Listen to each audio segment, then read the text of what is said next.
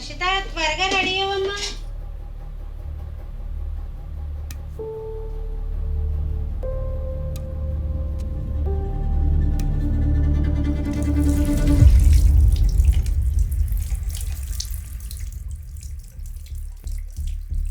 మా పాప dance class నుంచి వచ్చేటప్పుడు బండి మంచి పడిపోయిందండి. కాల్ ఫ్రాక్చర్ అయింది, ఆపరేషన్ పడుతుంది అని చెప్పారు. ఆపరేషన్ చేయించామండి. ఆపరేషన్ చేయించిన తర్వాత 3 నెలలు బెడ్ రెస్ట్ అన్నారు. అప్పటికీ కూడా కాలు నడవలేకపోతుంటే ఫిజియోథెరపీ అవసరమని చెప్పారు.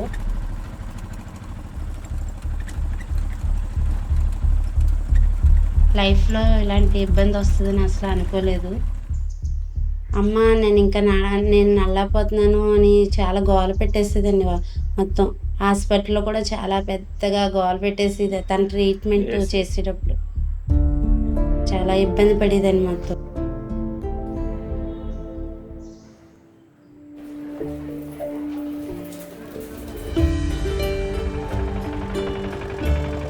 నేను ఫస్ట్ టైం వర్షితాని చూసినప్పుడు she in extreme pain. Accident has affected her big time and physiotherapy is a only solution.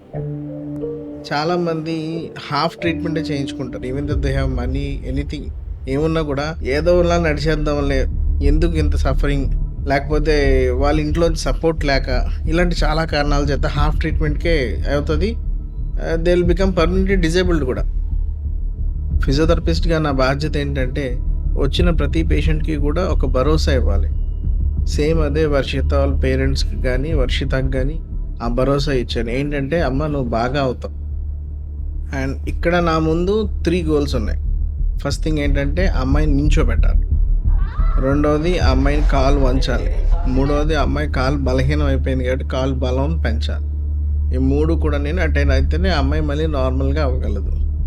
ప్రతిదీ కూడా ఫస్ట్ నుంచి నేర్చుకోవాల్సిన పరిస్థితి ఏర్పడుతుంది. చిన్నపిల్లల్లాగా అడుగు ఎలా వేయాలి, కాలు ఎలా కదపాలి, బరువు ఎలా మార్చుకోవాలి, బ్యాలెన్సింగ్ ఎలా చేసుకోవాలి, అన్నీ కూడా నేర్పించాలి.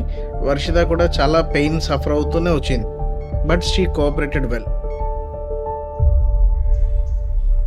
ఆ 3 నెలలు కూడా తను రికవరీ అవుతుందా లేదా మాకు చాలా డౌట్గా ఉండేదండి. తన భవిష్యత్తు ఏమవుతుందని కూడా మేము చాలా భయపడేవాళ్ళమండి.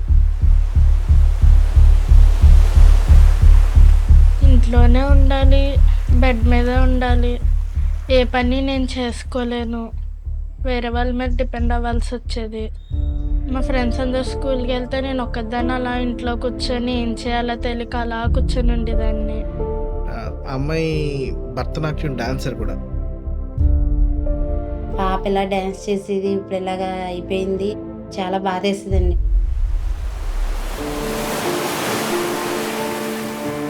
మన కోరమండల్ హాస్పిటల్ యొక్క ఇన్ఫ్రాస్ట్రక్చర్ కానీ other things and physiotherapy department is also well equipped. ఆ అమ్మాయి యొక్క ఇంప్రూవ్మెంట్లో చాలా వరకు హెల్ప్ఫుల్ అయినాయి.